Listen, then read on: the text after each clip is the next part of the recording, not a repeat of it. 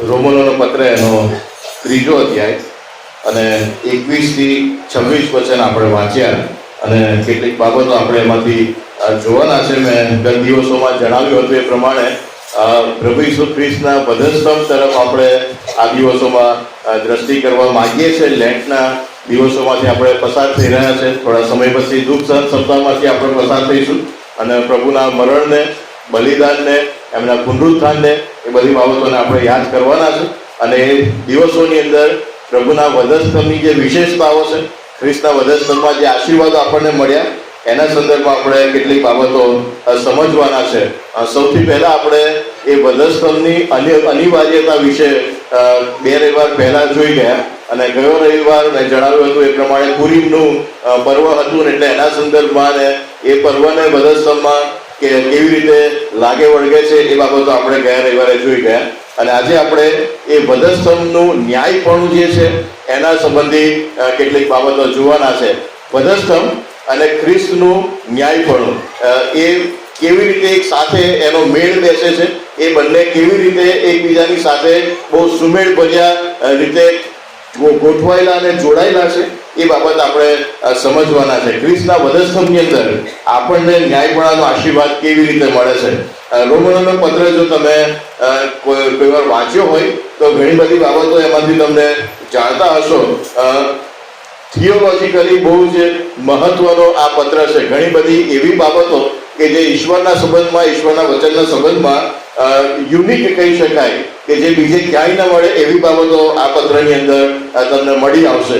હવે અહીંયા 3જો અધ્યાય ને એની 21મી કલમ સુધી આપણે વાંચ્યું, પણ 20મી કલમ સુધી પાઉલ પ્રેરિત રોમનોની મંડળીને કેટલીક બાબતો જણાવે છે અને 3 ભાગની અંદર એ બાબતોને વહેંચી શકાય છે. અને એ બહુ ઝડપથી હું થોડુંક આપણા સમજણ માટે કહેવા માંગુ છું. સૌથી પહેલા તો એ 3 અલગ અલગ પ્રકારના લોકોને સંબોધે છે અને એમાં પહેલા જે લોકોને સંબોધે છે, પહેલા જેની 18મી કલમથી આગળ તમે જુઓ, રોમનોનો પત્ર 1લો અધ્યાય 18મી કલમથી આગળ. કેમ કે જે માણસો દુષ્ટતાથી સત્યને દાબી રાખે છે તેઓના સર્વ અધર્મિકપણા પર તથા દુષ્ટતા પર સ્વર્ગમાંથી દેવનો કોપ પ્રગટ થયેલો છે. રાઈટ? એવા પ્રકારના લોકો છે કે જે લોકો દુષ્ટતાથી સત્યને દાબી રાખે છે. હવે આ લોકો શું કરે છે તમે જો 21, 22 અને 23મી કલમ, 3 કલમ હું વાંચું છું પહેલા અધ્યાયની 21મી કલમથી આગળ. કારણ કે દેવને ઓળખીને તેઓએ તેને દેવ તરીકે મહિમા આપ્યો નહીં અને તેનો આભાર માન્યો નહીં, પણ તેઓએ મિથ્યા તર્ક વિતર્કો કર્યા અને તેઓના નિર્બુદ્ધ મન અંધકારમય થયા અને અમે જ્ઞાની છીએ એવો દાવો કરતા તેઓ મૂર્ખ બન્યા. તેઓએ અવિનાશી દેવના મહિમાને બદલે નાશવંત માણસ, પક્ષી તથા ચોપાગા અને પેટે ચાલનારા પ્રાણીઓના આકારની મૂર્તિઓ બનાવી. આ લોકો એવા છે કે જે દુષ્ટતાથી સત્યને દાબી રાખે છે અને ઈશ્વરના બધા જ ગુણો કે જે આ સર્જનની અંદર દેખાઈ આવે છે, રાઈટ, જેને ઈશ્વરનું સામાન્ય પ્રકટીકરણ કહેવાય કે જે બધાની માટે ખુલ્લું છે. આ પૃથ્વીને આપણે ચારે બાજુથી જોઈએ છે, કેટલી વિશાળ ને કેટલી વિવિધતા અને કેટલી ભવ્યતા. બરાબર? એવું કહેવામાં આવે છે, જો સમુદ્રની વાત કરીએ તો સમુદ્રનું અંદર જે જીવ છે, આખી જે જીવ સૃષ્ટિ છે એની માંડ 5% બાબતો આજનું આધુનિક વિજ્ઞાન જાણે છે. અત્યારે આપણા સમયની અંદર જે મોડર્ન સાયન્સ છે એ સમુદ્રની અંદર જેટલી બાબતો અને જેટલી વિવિધતા અને વિશાળતા છે અને સમુદ્રના તળિયા સુધી પહોંચવાનું માંડ 5% પહોંચ્યા છે. બાકીના 95%માં શું છે હજુ કોઈને નથી ખબર. રાઈટ? સમુદ્રની અંદર બાકીના 95% શું છે એ હજુ કોઈને નથી ખબર. અત્યારની મોડર્ન ટેકનોલોજી આપણે જાણીએ છીએ એમાં આ પરિસ્થિતિ છે.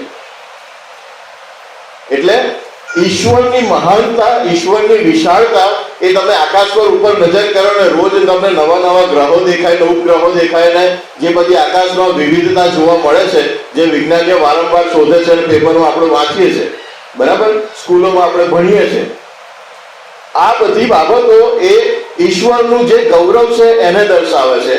રાઈટ? અને એટલા માટે ઈશ્વરની પવિત્ર હાજરી એ કોઈનાથી અજાણ નથી. બધાને ખબર છે કે ઈશ્વર કોણ છે અને કેવા હોઈ શકે, એમની વિશાળતા કેવી છે, એમનું જ્ઞાન કેટલું મહાન છે. અને તેમ છતાંય એ ઈશ્વરને, એ દેવને દેવ તરીકે, આપણે 21મી કલમમાં વાંચ્યું એ પ્રમાણે દેવને ઓળખીને તેઓએ તેને દેવ તરીકે મહિમા આપ્યો નહીં અને તેનો આભાર માન્યો નહીં, પણ તેઓએ મિથ્યા તર્ક વિતર્કો કર્યા અને તેઓના નિર્બુદ્ધ મન અંધકારમય થયા અને એમણે ઈશ્વરનું ભજન કરવાની જગ્યાએ પોતાની રીતે ભજન કરવાના અલગ અલગ રસ્તાઓ શોધી લીધા. કારણ શું? એ જીવતા દેવનું ભજન કરવું એ અઘરું થઈ પડે છે.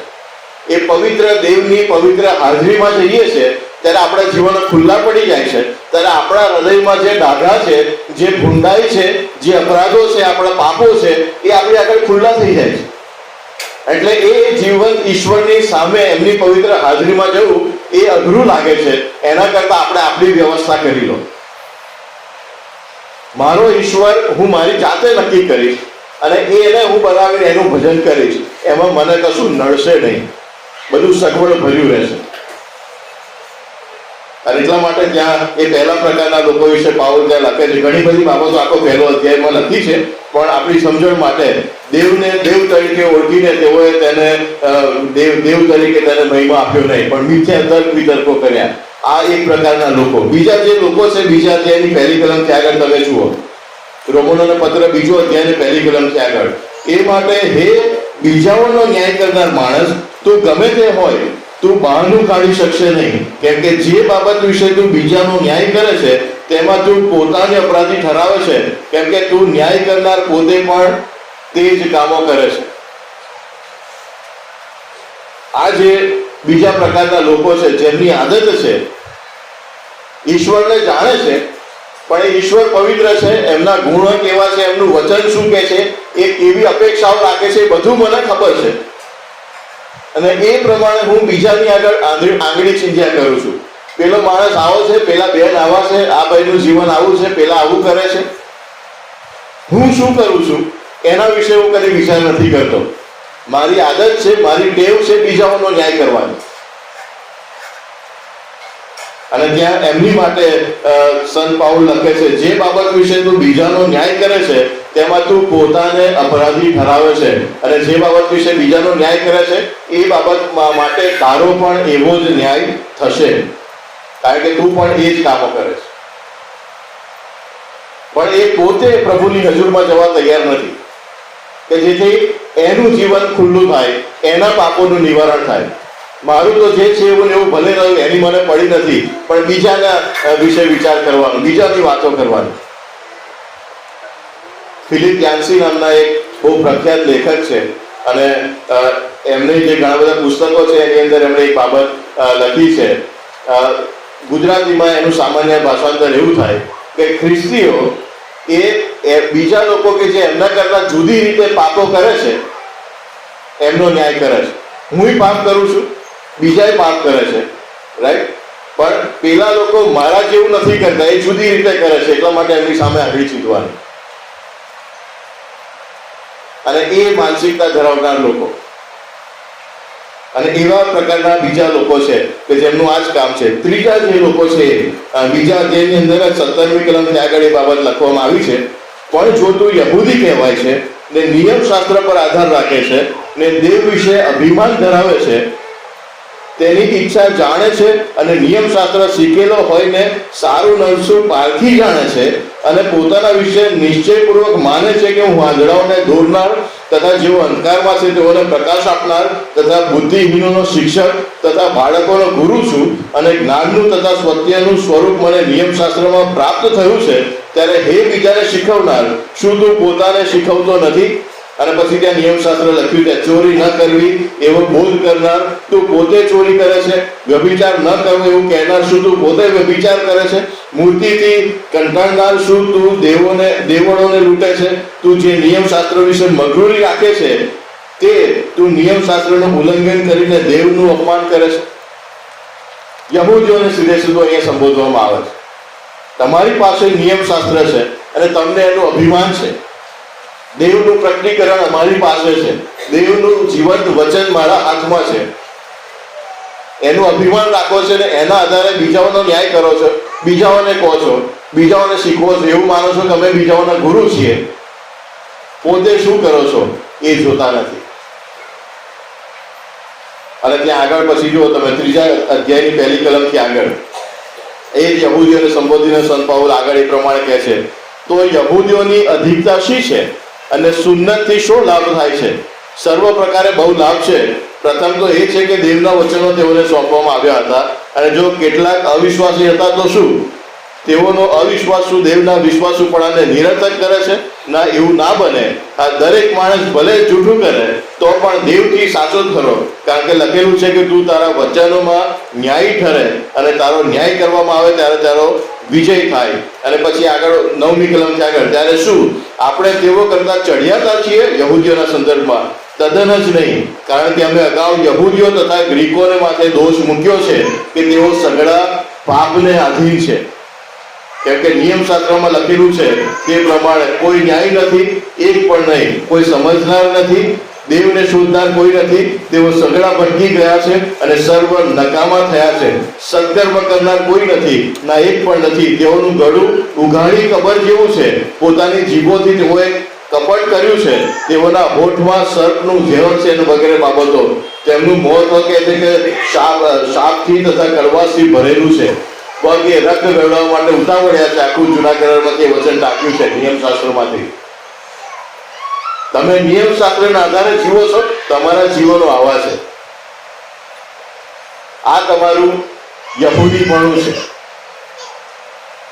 અને આ 3 પ્રકારના લોકોને પછી ત્યાં જે 9મી કલમની અંદર લખ્યું છે, તેઓ સઘળા પાપને આધીન છે. બીજા અર્થમાં સંત પાઉલ જે અહીંયા જણાવી રહ્યા છે, દુનિયાની અંદર આ 3માંથી ગમે તે કેટેગરીમાં આવતો માણસ હોય, એક વ્યક્તિ પછી એ પોતાની રીતે પોતાના રસ્તા કરતા હોય, દુષ્ટતાથી સત્યને દાબી રાખીને, જે પહેલા પ્રકારના લોકો છે. કાં તો બીજા પ્રકારના લોકો હોય કે જે બીજા પોતાનું જીવન નથી જોતા પણ બીજાઓનો ન્યાય કરવા ઉપર બેસી જાય છે. અને ત્રીજા પ્રકારના લોકો જેમના હાથમાં વચન છે પણ એ વચનને જીવતા નથી. એવું માને છે કે અમારું કામ તો બીજાઓને શીખવાડવાનું. દરેક વ્યક્તિ એ પાપને આધીન છે. એમાંનો કોઈ પણ રસ્તો તમને પાપમાંથી મુક્તિ અપાવી શકતો નથી. કોઈ પણ રસ્તો તમને દેવની દ્રષ્ટિમાં ન્યાયી ઠરાવી શકશે નહીં. ગમે તે રસ્તે તમે ચાલો, ગમે એટલા સારા બનવાનો પ્રયત્ન કરો, ગમે એટલા દાનો આપો, ગમે એટલા અર્પણો ચડાવો, ગમે એટલી પ્રાર્થનાઓ કરો અને ઉપવાસો કરો અને ગમે તે બાબત કરો, તમે પોતાનું જીવન વધસ્તંભ ઉપર આપી દો, એ તમને દેવની નજરમાં ન્યાયી ઠરાવી શકશે નહીં. કારણ કે બધા અધૂરા છે. અને એટલા માટે આગળ એ કલમ આપણે જોઈએ છે, 19મી કલમથી આગળ તમે જુઓ, 3 અધ્યાયની 19મી કલમથી આગળ. હવે આપણે જાણીએ છીએ કે નિયમશાસ્ત્ર જે કંઈ કહે છે તે જેઓ નિયમશાસ્ત્રને આધીન છે તેઓને કહે છે, જેથી દરેક મોં બંધ થાય અને આખું જગત દેવની આગળ જવાબદાર ઠરે. કેમ કે તેની સમજ કોઈ પણ માણસ નિયમશાસ્ત્ર પ્રમાણેની કરણીઓથી ન્યાયી ઠરશે નહીં, કારણ કે નિયમ દ્વારા પાપ વિશે જ્ઞાન થાય છે. આખું જગત દેવની આગળ જવાબદાર ઠરે. ગમે તે કર્યું છે, ગમે એટલી સેવાઓ કરી છે, ગમે એટલા સારા કામો કર્યા છે જગતની આગળ દેખાતા, યશા પ્રબોધકના પુસ્તકની અંદર એ બાબત નોંધી છે. તમારા સારા કામો દેવની દ્રષ્ટિમાં મેલા ચીથડા સમાન છે, ગમે તેટલા કર્યા હોય. અને એટલે તમારા સારા જીવનો તમને દેવની દ્રષ્ટિમાં ન્યાયી ઠરાવી શકવાના નથી. માથીની સુવાર્તાના 7મા અધ્યાયની અંદર એ શબ્દો કહે છે, હે ભૂંડું કરનાર, મારી નજર આગળથી દૂર થઈ જાઓ. આ પરિસ્થિતિ જગતની છે, મારી તમારી આપણી છે. તો હવે દેવની દ્રષ્ટિમાં ન્યાયી ઠરવા માટે શું કરી શકાય? કેવી રીતે હું ઈશ્વરની આગળ ન્યાયી ઠરું કે જેથી મારે અનંતકાળના નાશમાં ના જવું પડે, પણ દેવનો જે જીવનનો આશીર્વાદ છે એ હું પામી શકું. અને આજનું જે વચન વાંચ્યું એની અંદર એ બાબત આપણને 21મી કલમથી આગળ જણાવે છે. 3 અધ્યાય ને 21મી કલમથી આગળ. પણ હમણાં દેવનું એવું ન્યાયપણું પ્રગટ થયું છે કે જેનો આધાર નિયમશાસ્ત્ર પર રહેલો નથી અને જેની સાક્ષી નિયમશાસ્ત્ર તથા પ્રબોધકો આપે છે. હવે અત્યારની જે જગતની પરિસ્થિતિ છે એની તરફ તમે દ્રષ્ટિ કરો, આપણને વધારે સ્પષ્ટ સમજણ પડે એટલા માટે. ચારે બાજુ યુદ્ધો ચાલી રહ્યા છે, બરાબર છે. કેટલાક વર્ષોથી રશિયા અને યુક્રેનનું યુદ્ધ ચાલી રહ્યું છે, આપણે જાણીએ છીએ. ઘણી બધી તકલીફો એની વચ્ચે કોઈ વાર વધી જાય છે, કોઈ વાર થોડું ઠંડુ થાય છે, પણ એ યુદ્ધ હજુ પૂરું થયું નથી, રાઈટ. રશિયા અને યુક્રેન બંને દેશોની પાસે પોતપોતાના તર્કો છે. રશિયાવાળા એવું કહે છે, જે ત્યાંના રાષ્ટ્રપ્રમુખ છે પુતિન, એવું કહે છે કે અમે જે કરીએ છીએ બરાબર છે, યોગ્ય છે, ન્યાયી છે, અમે કોઈને અન્યાય કરતા નથી.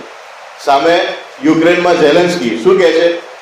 અમે અન્યાય કરતા નથી, અમે ન્યાયી છે. બંને એકબીજાની વિરુદ્ધ છે, પણ બેઉ કહે છે કે અમે ન્યાયી છે. તો સાચું ન્યાય પણ કોનું? રાઈટ. અત્યારે વધારે ઉગ્ર કઈ બાજુ બન્યું છે? મિડલ ઇસ્ટની અંદર, મધ્ય પૂર્વના દેશોની અંદર.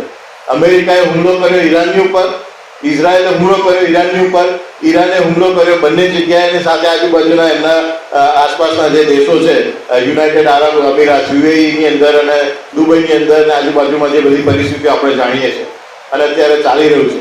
આ બધા જ લોકો, પછી અમેરિકામાં ટ્રમ્પ હોય કે ઇઝરાયલની અંદર નેતન્યાહુ હોય કે ઈરાનની અંદર અત્યારે તો જે એમના મુખ્ય વડા હતા એમને મારી નાખવામાં આવેલા, હવે નવા કોઈ બનશે વગેરે બાબતો જાણીએ છીએ. પણ આ બધા જ લોકો એવું કહે છે અમે ન્યાય માટે લડી રહ્યા છીએ.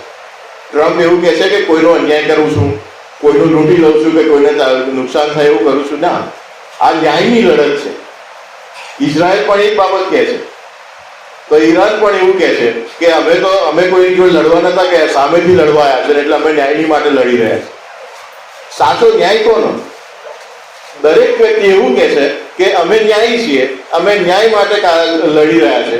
તો આ બધામાંથી સાચો ન્યાય કોનો? તકલીફ શું થાય?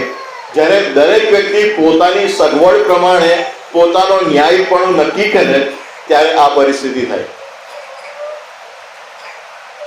દરેક વ્યક્તિ પોતાના ન્યાયપણાની વ્યાખ્યા પોતે નક્કી કરે છે. હું જે કરું એ ન્યાયી, બીજા બધા ખોટા. અને અહીંયા જે 3 પ્રકારના લોકોની વાત કરી, પહેલા, બીજા અને ત્રીજા અધ્યાયની અંદર સંત પાઉલે લખ્યું છે, એમાં આ લોકો આવી ગયા છે. આવા પ્રકારની માનસિકતા કે જેમાં આપણા બધાનો સમાવેશ થાય. બધા પોતાની રીતે નક્કી કરીએ છીએ કે હું ન્યાયી છું, હું જે કહું છું એ ન્યાયનું કહું છું, મારી વાત હોય એ ખોટી ના હોય, ન્યાયની વાત હોય. અને બધા એવું કહે છે કે બધા પોતપોતાની વાત ન્યાયની વાત જ કરી રહ્યા છે. અને એટલાને માટે અહીંયા સંત પાઉલ એ બાબતને જણાવે છે કે તમારા ન્યાયપણાનો આધાર એ તમારા વ્યક્તિગત નિર્ણય ઉપર કે વ્યક્તિગત સમજણ ઉપર ના હોઈ શકે. તમારા ન્યાયપણાનો આધાર તમે પોતે નક્કી ના કરી શકો. તમારા ન્યાયપણાનો એક આધાર, એક ઓબ્જેક્ટ એ ખ્રિસ્તનો વધસ્તંભ હોવો જોઈએ. પ્રભુ સિવાય, ઈશ્વરનું ન્યાયપણું, એના સિવાય બીજું કોઈ ન્યાયપણું સાચું નથી. તમારું ન્યાયપણું એ ઈશ્વરના ન્યાયપણાની સાથે મેળ ખાય છે તો તમે ન્યાયી છો, બાકી નહીં. હવે હું પાપી માણસ છું, હું અધૂરો છું. પ્રભુનું વચન આપણે અહીંયા વાંચ્યું, એની અંદર 23મી કલમમાં ફરી એ બાબત કહે છે, રોમન 3 અને 23, અને ત્યાં ફરીથી એ બાબત સંત પાઉલ કહે છે, કારણ કે સઘળાએ પાપ કર્યું છે અને દેવના મહિમા વિશે સઘળા અધૂરા છે. તો મારું અધૂરાપણું દેવના ન્યાયપણાની સાથે કેવી રીતે મેળ ખાય? હું ગમે એટલા પ્રયત્નો કરું, મારું ન્યાયપણું દેવના ન્યાયપણાની સાથે કદી મેળ નહીં ખાય. કેમ કે મારું ન્યાયપણું એ દેવના ન્યાયપણાની સમકક્ષ કદી પહોંચી શકવાનું નથી. હું અધૂરો છું, હું પાપી છું એટલા માટે. અને એ પરિસ્થિતિની અંદર માને અને દેવની વચ્ચે ખ્રિસ્તનો વધસ્તંભ જ્યારે ઊભો થાય છે, ત્યારે એ ખ્રિસ્તના થકી, એમના વધસ્તંભ પરના બલિદાન થકી મારું ન્યાયપણું એ મારું પોતાનું તો નથી, પણ ખ્રિસ્તનું ન્યાયપણું મને પહેરાવવામાં આવે છે. અને ત્યારે હું દેવની આગળ ન્યાય ઠરી શકું છું.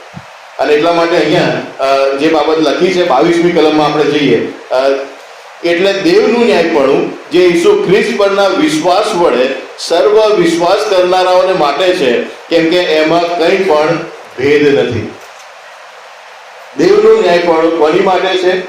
ઈસુ ખ્રિસ્ત પર વિશ્વાસ કરનારા સર્વને માટે. ફક્ત ઈસુ ખ્રિસ્ત એક જ માર્ગ છે, એમનો વધસ્તંભ એ એક જ રસ્તો છે કે જેના દ્વારા આપણે દેવની આગળ ન્યાયી ઠરી શકે છે, જેના દ્વારા આપણે ઈશ્વરની આગળ માન્ય થઈ શકીએ. પણ જે ખ્રિસ્તના વધસ્તંભની પાસે ગયા નથી, એ ખ્રિસ્તના વધસ્તંભની સાથે વ્યક્તિગત કોઈ સંબંધ નથી, તો પછી તમે દર મહિને લાખ લાખ રૂપિયા દાન આપતા જાઓ ને તમને બુકે આપતા જાય કે બહુ દાનવીર માણસ છે, કે પછી તમે દર રવિવારે આખું ચર્ચ બધા ભેગા થઈને ધોઈ કાઢો ને સાફ સફાઈ કરી નાખો ને અમે તો બહુ જ સેવા કરીએ છીએ, કે પછી તમે કોઈ મીટિંગ ના ચૂકતા હોય, રવિવાર હોય કે ગુરુવાર હોય કે શુક્રવાર હોય કે આખું અઠવાડિયું તમને મીટિંગનું બોલાવે, રોજ તમે દેવળમાં જ બેસી રહો, ઘરમાં તમે 24 કલાક બાઇબલ વાંચ્યા કરો ને પ્રાર્થના કર્યા કરો, દર શુક્રવારે કે અઠવાડિયામાં 3 દિવસ તમે ઉપવાસ કરો, કોઈ પણ બાબતનો કશો લાભ થશે નહીં જ્યાં સુધી ખ્રિસ્તના વધસ્તંભની સાથે સંબંધ નથી. બધું જ નકામું છે. એ બધું જ દેવની નજરમાં મેલા કપડા સમાન છે, ગંધાતા ચીથડા સમાન, એવો શબ્દ આપણે જૂના બાઇબલમાં વાંચીએ છીએ. તો એ બધું કરવાથી શું ફાયદો? જ્યાં સુધી પ્રભુ સાથે સંબંધ નથી, જ્યાં સુધી ખ્રિસ્તનું ન્યાયપણું મેં પહેરી નથી લીધું, એ ખ્રિસ્તના વધસ્તંભ આગળ હું ગયો નથી, તો પછી બાકીનું બધું કરવાથી શું ફાયદો? શા માટે એ બધું બાજુ પર મૂકીને પહેલા ખ્રિસ્તની પાસે ના પહોંચી જાવ, ખ્રિસ્તના વધસ્તંભને પકડી ના લો, કે જેથી ખ્રિસ્તની આગળ હું ન્યાયી ઠરું, મારા પાપોનું નિવારણ થાય, દેવ મને ન્યાય જાહેર કરે, પછી હું બીજી બધી બાબતો કરું, કે જેથી એનો આશીર્વાદ મને મળે અને મારા દ્વારા બીજાઓ નહીં મળે. ત્યાર પછી આગળ સંત પાઉલ કહે છે 23મી કલમ આપણે વાંચીએ પ્રમાણે, કારણ કે સગડા પાપી છે અને દેવના મહિમા વિશે સગડા અધૂરા રહેશે. જો એવું માની બેઠા હોય કે અમે સંપૂર્ણ થઈ ગયા છે, તો એ ભૂલમાંથી બહાર આવી જજો. પ્રભુને તો છેતરી શકતા નથી, પોતાને છેતરવાનું બંધ કરી દેજો. હું અધૂરો છું અને આ અધૂરાપણાની સામે જ્યાં સુધી મારો શ્વાસ ચાલુ છે ત્યાં સુધી મારે લડવાનું છે. સંત પાઉલ કહે છે કે જ્યારે હું એ નવા જીવનમાં પ્રવેશીશ ત્યારે જાણે કે હું પોતે જણાયેલો છું એવો થઈશ. ત્યાં સુધી તો મારે લડવાનું જ છે. પહેલા કોરિન્થીના પત્રના 9મા અધ્યાયની અંદર પણ સંત પાઉલ એ બાબત કહે છે. તમે જુઓ, આપણે વાંચીએ પહેલો કોરિન્થીયાનો 9મો અધ્યાય અને એની 26 અને 27 છેલ્લી 2 કલમ હું વાંચું છું. 169 નંબરનું પાન, પહેલો કોરિન્થી 9મો અધ્યાય અને 26 અને 27મી કલમ. માટે હું એવી રીતે દોડું છું, એ પોતાની વાત કરે છે સંત પાઉલ, હું એવી રીતે દોડું છું પણ સંશય રાખનારાની પેટે નહીં, હું મૂકીઓ મારું છું પણ પવનને મારનારાની પેટે નહીં, પણ હું મારા દેહનું દમન કરું છું તથા તેને વશ રાખું છું, રખેને બીજાઓને સુવાર્તા પ્રગટ કર્યા છતાં કદાચ હું પોતે નાપસંદ થાઉં. આ સંત પાઉલના પોતાની માટે શબ્દો છે. આખી દુનિયાને સુવાર્તા પ્રગટ કરું છું અને તેમ છતાંય મારી પરિસ્થિતિ એવી ના થાય કે હું પોતે દેવની નજરમાં નાપસંદ થાઉં. એટલા માટે હું હંમેશા મારા દેહનું દમન કરું છું, હું દોડતો રહું છું અને હું હવામાં વાંસકા ભરવાના પ્રયત્ન નથી કરતો. હું એ વાસ્તવિકતાને સ્વીકારું છું કે હું જીવું છું ત્યાં સુધી મારામાં નબળાઈ છે.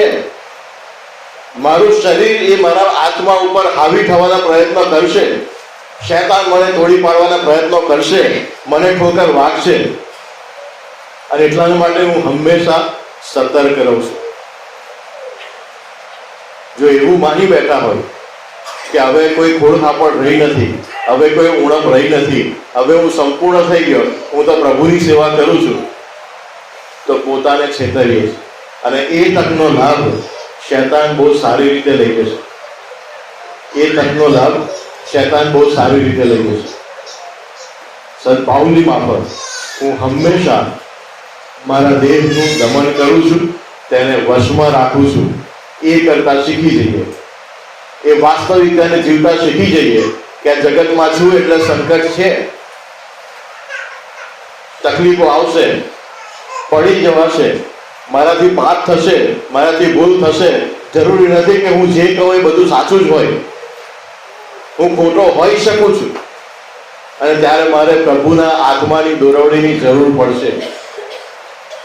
એ વાસ્તવિકતાને જીવતા થઈશું ત્યારે સાચું ખ્રિસ્તી જીવન જીવી શકાશે. 24મી કલમની અંદર બે શબ્દોની તરફ તમારું ધ્યાન દોરવા માંગુ છું. 24મી કલમ, પણ ઈસુ ખ્રિસ્તી જે ઉદ્ધાર છે તેની મારફતે દેવની કૃપાથી તેઓ વિનામૂલ્યે ન્યાયી ગણાય છે. ઉદ્ધાર અને ન્યાયી, આ બે શબ્દો ત્યાં સંત પાઉલનો ઉપયોગ કરે છે, અને આ બંને શબ્દો બહુ મહત્વના છે. અહીંયા જે ઉદ્ધાર શબ્દ લખ્યો છે એ સમયે જે ગુલામીની પ્રથા હતી એની માટે જે શબ્દ વાપરવામાં આવતો હતો. ગ્રીક ભાષામાં આપણે બહુ જવા નથી માંગતા, પણ ગુલામોને એ ગુલામીમાંથી બહાર જ્યારે કાઢવા હોય ત્યારે એનું એક મૂલ્ય ચૂકવવું પડે.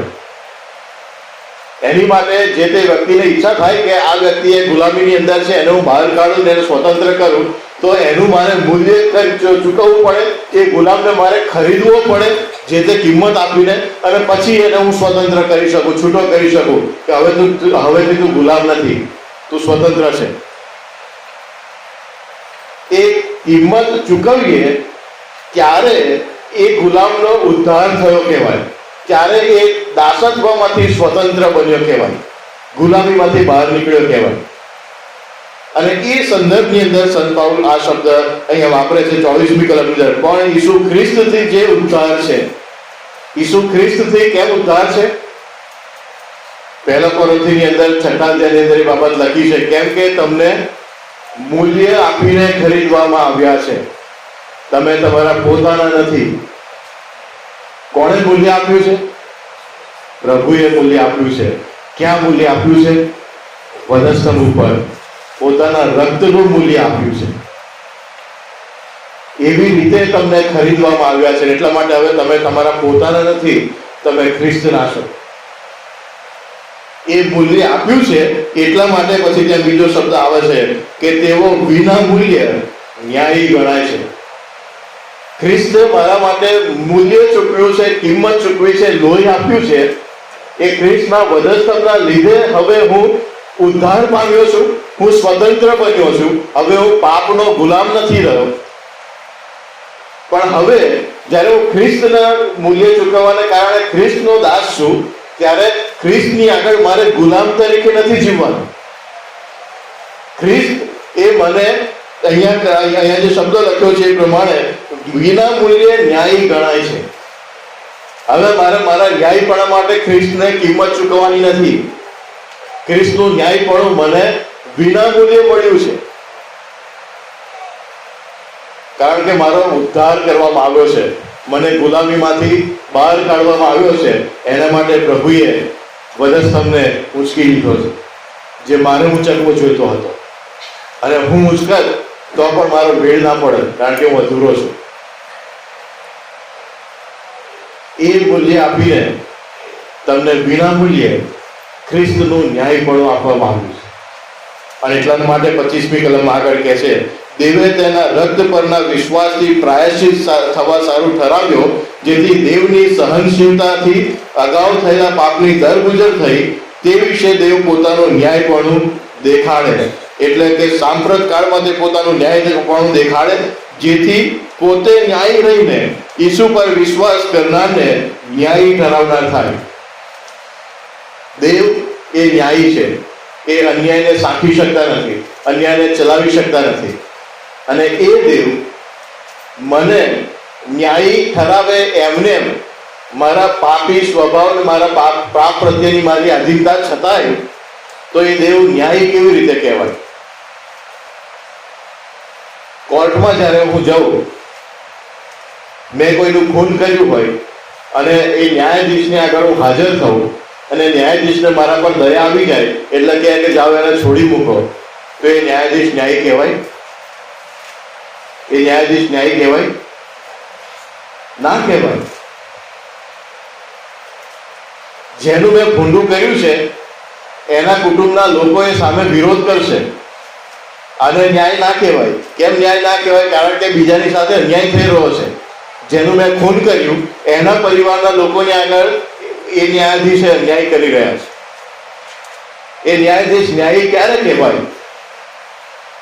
જ્યારે બંને પક્ષે એક સરખો ન્યાય થાય, એકને ન્યાય થાય ને એકને અન્યાય થાય એવું નહીં.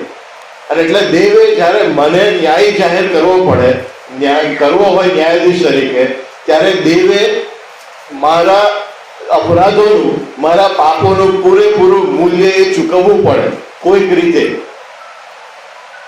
અને મારા પાપોનું, મારા અપરાધોનું મૂલ્ય એટલું બધું હતું કે આખી દુનિયા ભેગી થાય કોઈ મેળ ના પડે. એ ફક્ત ઈશ્વર પોતે જ ચૂકવી શકે. અને એટલા માટે અહીંયા જે પ્રાયશ્ચિત શબ્દ લખ્યો છે 25મી કલમની અંદર, તેના રક્ત પરના વિશ્વાસથી પ્રાયશ્ચિત થવા સારું ઠરાવ્યો.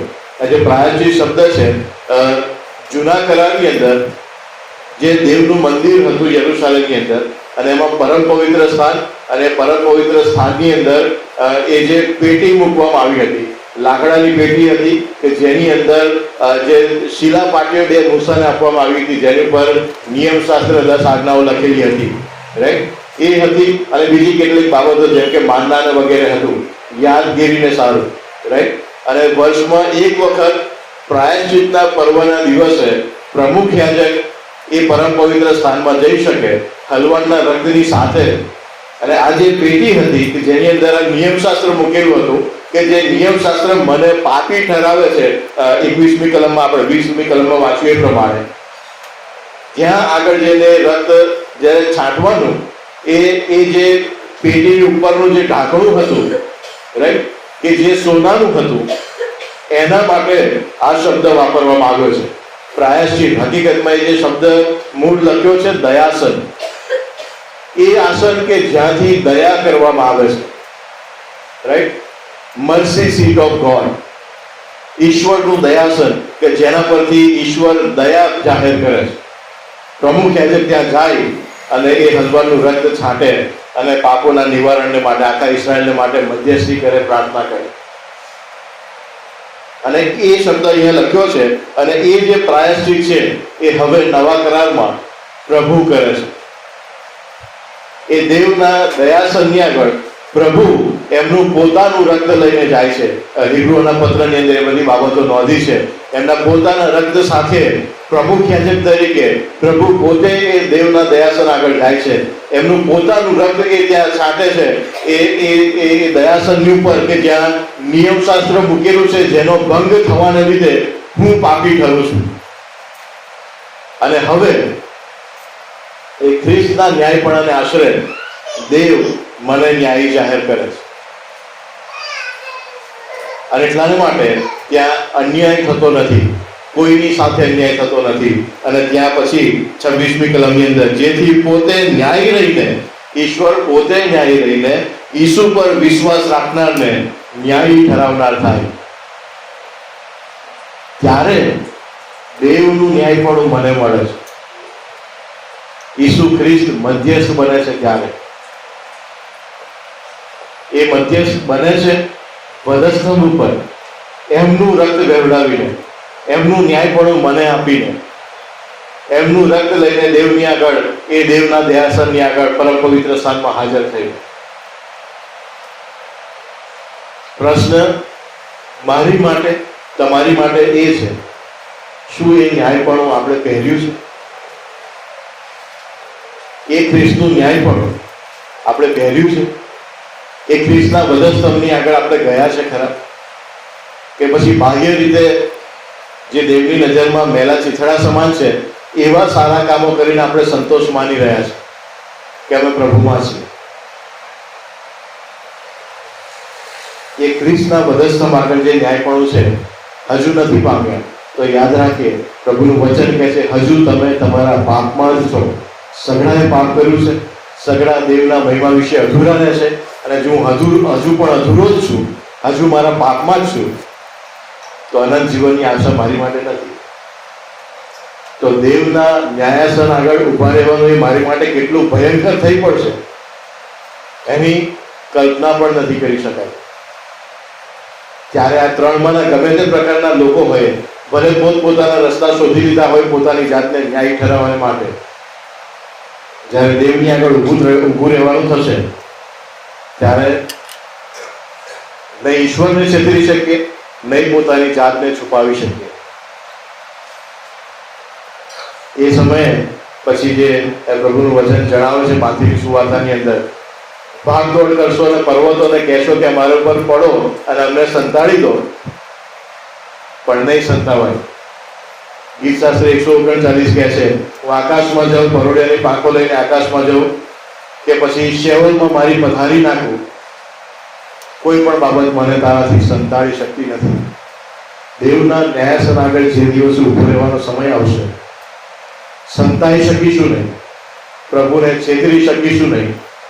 એ 1, 2, 3 ગમે તે પ્રકારના માણસો છે અને ગમે તે રીતે જગતમાં પોતાને ન્યાય સાબિત કર્યા છે, દેવની આગળ ખ્રિસ્તના વધસ્તંભ વગર ન્યાયી થઈ શકીશું નહીં. એ સ્પષ્ટ બાબત છે. અને એટલા માટે નિર્ણય કરીએ પ્રભુની પાસે જવાનો, પ્રભુના વધસ્તંભની આગળ જવાનો અને ખ્રિસ્તના વધસ્તંભનું જે ન્યાયપણું છે એને પહેરી લેવાનું, કે જેથી દેવનું ન્યાયપણું આપણે પામીએ, દેવ આપણને ન્યાયી ઠરાવે અને આપણા માટે શબ્દો હોય, શાબાશ, સારા થતા વિશ્વાસુ ચાકે. આપણા માટે આકાશનું દ્વાર ખુલ્લું હોય અને અનંત જીવનનો આશીર્વાદ ખુલ્લો હોય. આપણી આંખો બંધ કરીએ, આપણા હૃદયોને ચકાસીએ. શું હું બાહ્ય રીતે સારા કામો કરીને પોતાને સારો બતાવવાનો પ્રયત્ન કરું છું? હું બહારથી સેવાઓ કરીને, સ્તુતિ આરાધનાઓ કરીને જગતને એવું બતાવું છું કે હું બહુ સારો છું ને બહુ ન્યાયી છું? હું બીજાને અન્યાયી છે એવું સાબિત કરીને પોતાને ન્યાયી સાબિત કરવાના પ્રયત્ન કરું?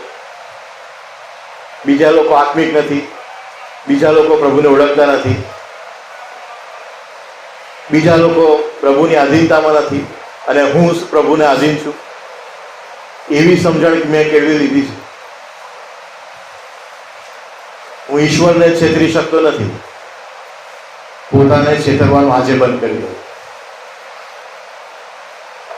અને પ્રભુના વચનને યાદ કરી લો. સઘળા પાપી છે, સઘળા દેવની આગળ જવાબદાર છે, સઘળા દેવના મહિમાની વિરુદ્ધ વિશે અધૂરા છે. અને યાદ કરીને મારી જાતને દેવના ખ્રિસ્તના વધસ્તંભની આગળ મૂકી દો, જેથી ખ્રિસ્તનું ન્યાયપણું મને મળે અને દેવની આગળ હું ન્યાય જાહેર કરું. મારી ઈચ્છા પ્રમાણેનું ન્યાયપણું નહીં, મારી સગવડતા પ્રમાણેનું ન્યાયપણું નહીં, પણ દેવનું પવિત્ર ન્યાયપણું, કે જેની સામે મારે ઊભા રહેવાનું છે, જેના પ્રત્યે હું જવાબદાર છું, એ ન્યાયપણ પામી લેવા માટે આજથી દોડવાનું શરૂ કરો.